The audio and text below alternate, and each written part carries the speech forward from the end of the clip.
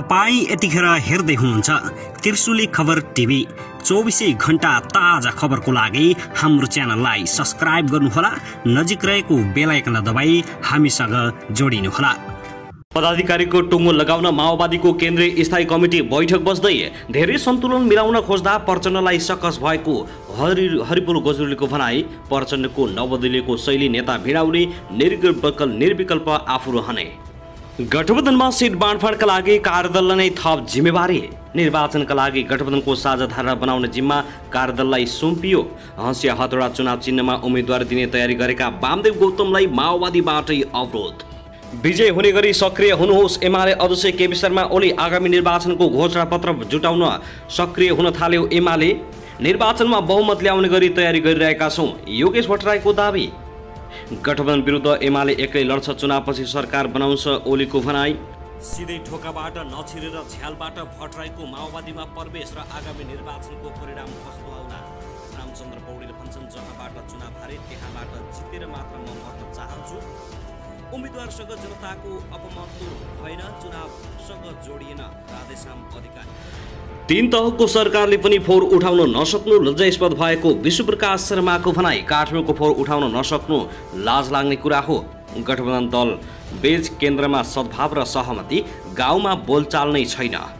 नागरिकता विधेयक फिर्ता पठाएकी राष्ट्रपति भण्डारीमाथि आयो यति ठुलो प्रस्ताव। अब कुनै पनि हालतमा पारित गर्ने पर्ने। गठबन्धन राष्ट्रपति प्रधानमन्त्री नागरिकता बारे फरक कितामा उभिनुको अर्थ यस्तो, अब के होला? र बिहानै आयो शक्तिशाली भूकम्प, के कति क्षति भयो यसबारे सम्पूर्ण जानकारी। मान्छेहरूको घर छोडेर भाग। अब हेर्नुहोस् पुरा समाचार।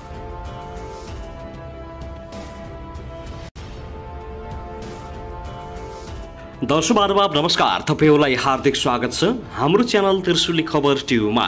यदि हाम्रो च्यानललाई अहिलेसम्म सब्स्क्राइब गर्नुभएको छैन भने सब्स्क्राइब गरी नजिक रहेको बेल आइकन दबाई हामीसँग जोडिनुहोला। दर्शक महानुभाव सदाझै आज पनि हामी तपाईहरुमाझ देशभरका विभिन्न अपडेटका साथ उपस्थित भइसकेका छौं। यो भिडियोलाई अन्तिमसम्म हेरी हामीले साथ दिनुहोला। दर्शक महानुभाव हाम्रो मेहनतको लागि एउटा सानो लाइक गर्न भनी नभुल्नुहोला। काँधै हेर्दै हुनुहुन्छ के भन्न चाहनुहुन्छ, तपाईको मनमा लागेका प्रतिक्रिया अवश्य पनि कमेन्ट गर्न नभुल्नुहोला। दर्शक महानुभाव के तपाईँ हाम्रो च्यानलमा नियमित श्रोता हुनुहुन्छ? यदि नियमित हुनुहुन्छ भने तल कमेन्ट बक्समा नियमित अथवा रेगुलर लेख्नुहोस्। यदि तपाईँ नयाँ हुनुहुन्छ भने सब्स्क्राइब गरी जोडिनुहोस्, ताकि नयाँ अपडेटका साथ हामी तपाईहरुमा छरपल उपस्थित हुने गर्दछौँ। दर्शक महानुभावहरू, संघ प्रदेशको निर्वाचन नजिकैसँगै यसपालि कुन नेतृत्वको सरकार चाहनु भएको छ? तपाईको भोट यसपालि गठबन्धनलाई जान्छ, एमालेलाई जान्छ या राप्रपालाई जान्छ? तर कमेन्ट बक्समा अवश्य पनि राख्नुहोला। स्थानीय तहको निर्वाचनमा दोस्रो भएको एमालेलाई अब यसपालि गठबन्धन सरकारले तेस्रोमा झार्ने चुनौती दिएको छ। यो विषयमा पनि तपाईको प्रतिक्रिया के छ कमेन्ट गर्नुहोला।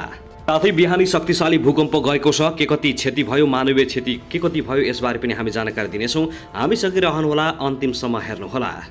दर्शक महानुभाव आउनुहोस् आजको पहिलो खबरतर्फ लागौं। नेकपा माओवादी केन्द्रको स्थायी समिति बैठक आज पनि बस्नु भएको छ। पदाधिकारीलाई पूर्णता दिन बैठक बस्न लागेको हो। बैठक दिउँसो 1 बजे पार्टी केन्द्रीय कार्यालय पेरिस डाँडामा बस्ने भएको छ। शुक्रबारको बैठकले पदाधिकारीको टुङ्गो लगाउन नसकेपछि आजका लागि बैठक बोलाइएको हो। शुक्रबारको बैठक बिना निष्कर्ष टुङ्गिएको थियो। महाधिवेशन भएको लामो समयसम्म माओवादीले पदाधिकारीलाई पूर्णता दिन सकेको छैन। अध्यक्ष प्रचण्ड, वरिष्ठ उपाध्यक्ष नारायण काजी श्रेष्ठ र उपाध्यक्ष कृष्णबहादुर महरा बाहेक पदाधिकारी चयन भएका छैनन्। महासचिवका लागि मात्रै 7 जना नेताले दाबी गरेका छन्। एकै पदमा धेरैले दाबी गरेपछि पदाधिकारीको टुङ्गो लाग्न नसकेको हो। शुक्रबारको बैठकमा अध्यक्ष प्रचण्डले 21 पदाधिकारी र 7 उपमहासचिव हुने प्रस्ताव पेश गरेका थिए। दर्शक महानुभाव, त्यसैगरी नेकपा माओवादी केन्द्रको चुनाव चिन्हमा संघीय संसदको निर्वाचन लड्न चाहेका वामदेव गौतमको माओवादी बैठकमा विरोध भएको छ। अस्थिर प्रवृत्तिका गौतमले माओवादी अध्यक्ष प्रयोग गरेर निर्वाचनमा जान चाहेको भन्दै उनको विरोध भएको हो। एमाले अध्यक्ष केपी शर्मा ओलीले वामदेव गौतमलाई निषेध गरेपछि माओवादीको चुनाव चिन्हमा निर्वाचन लड्न तयार भएका गौतमको अस्थिर चरित्र स्वभावले लिएर माओवादीको बैठकमा आलोचना भएको छ। माओवादीका स्थायी समिति सदस्यहरूले माओवादी केन्द्रको हिप पनि नलाग्ने गरी निर्वाचन लड्ने हो, त्यसको अर्थ नहुने भन्दै गौतमको विरोध गरेका हुन्। गौतमले नेकपा माओवादी केन्द्रबाट चुनाव लड्दा संसदमा हिप लाग्न नहुने शर्त अगाडि सारेका छन्।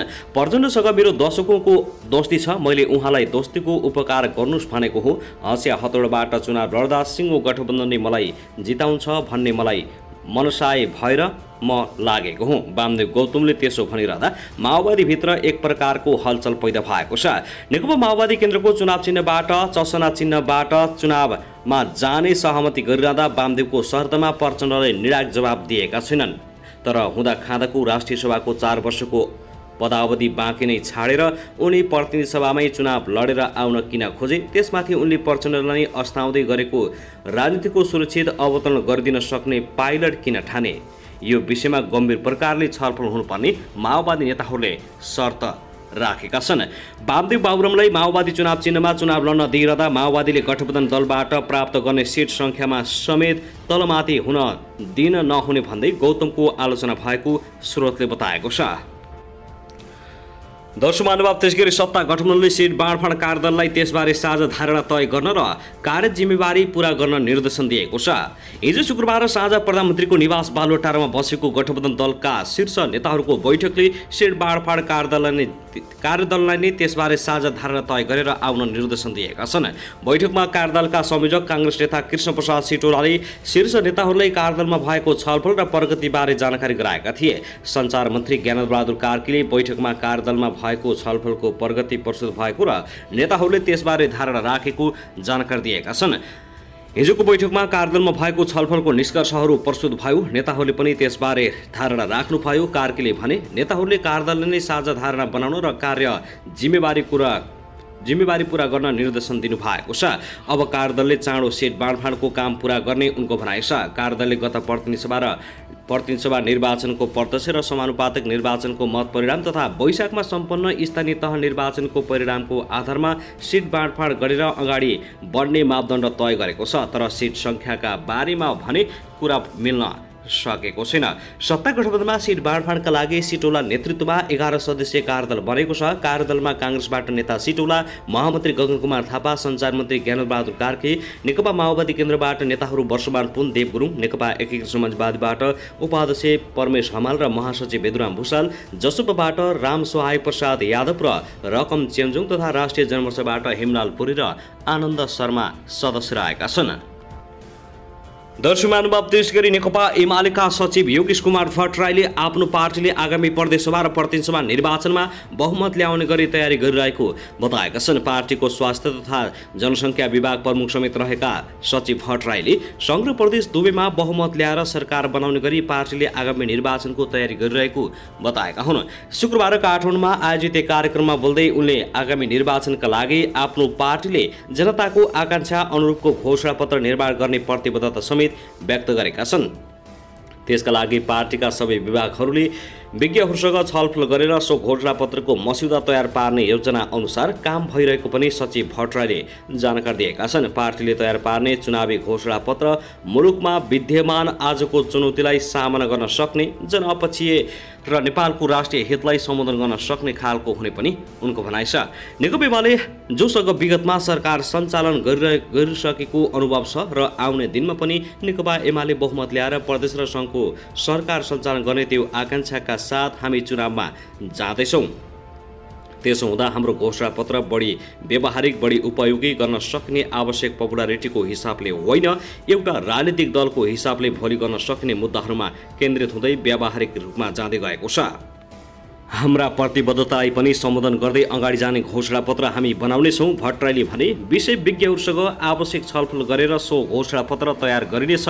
त्यो जनपक्षीय, नेपालको राष्ट्रिय हितलाई सम्बोधन गर्ने, आजका चुनौतीलाई सम्बोधन गर्न सक्ने, आज जनताको आकांक्षा अनुरूपको घोषणापत्र बनाउन हामी सक्षम हुनेछौँ। सचिव भट्टराईले पार्टीको स्वास्थ्य तथा जनसङ्ख्या विभागले आगामी निर्वाचनको लागि बनाउन लागेको घोषणापत्रको मस्यौदाका लागि आवश्यक सुझाव दिन पनि विज्ञहरूलाई आग्रह गरेका छन्। नेकपा एमाले पार्टीका सबै विभागलाई यही भाद्र 15 गते भित्र चुनावी घोषणापत्रका लागि मस्यौदा तयार पारी पार्टीमा बुझाउन निर्देशन दिएका छन्। सोही अनुसार सबै विभागहरूले आफ्नो कामलाई अगाडि बढाएको पनि सचिव भट्टराईको भनाइ छ। दर्शक महानुभाव, त्यसगरी नेकपा एमाले अध्यक्ष केपी शर्मा ओलीले आगामी निर्वाचनमा सबै खाले गठबन्धन विरुद्ध एमाले एक्लै लड्ने बताएका छन्। गिरिनगर दमकमा हिजो शुक्रबार स्वतन्त्र मजदुर संगठनको सम्मेलनलाई सम्बोधन गर्दै उनले जतिसुकै गठबन्धन बने पनि जनताले विश्वास नगर्ने दाबी गरेका छन्। नेताहरूको गठबन्धनलाई आगामी निर्वाचनमा जनताले ठेगान लगाउने दाबी गरेका अध्यक्ष ओलीले देखिएका गठबन्धनमा जनता सहभागी नभएकाले उनीहरू पराजित हुने ठोकुवा गरेका हुन्। सरकारले प्रतिनिधि सभा र प्रदेशसभा सदस्य निर्वाचन आउँदो मङ्सिर 4 मा गर्ने निर्णय गरेपछि गृह जिल्ला झापा पुगेका अध्यक्ष ओलीले चुनावपछि नेकपा एमालेको सरकार बन्ने दावी गरेका छन्। जनताले भ्रष्ट नेताहरूलाई गठबन्धनबाट पराजित गर्ने र एमालेलाई बहुमत दिने बताउँदै ओलीले चुनावपछि एमालेको सरकार बन्ने बताएका छन्। दर्शकवृन्द, त्यसैगरी आउनुहोस् अब अर्को खबरतर्फ लागौँ। राति भूकम्प गएको छ। बाँकेमा केन्द्रबिन्दु भएर 4.8 रेक्टर स्केलको भूकम्प गएको हो। राष्ट्रिय भूकम्प मापन तथा अनुसन्धान केन्द्रका अनुसार राति 1:28 जाँदा कोहलपुर नजिक केन्द्रबिन्दु भएर भूकम्प गएको हो। भूकम्पको धक्का पश्चिम नेपालका केही जिल्लामा महसुस भएको थियो भने भूकम्पका कारण वरिपरिका स्थानीय रातमा बाहिर निस्किएर भागभाग गरेका थिए। क्षतिका बारेमा भने कुनै जानकारी नआएको जनाइएको छ, तर मान्छेहरू सुतिरहेको अवस्थामा एक्कासी भूकम्प गएपछि घरमा सुतिरहेका मान्छेहरू एक्कासी उठेर भागभाग गरेका हुन्।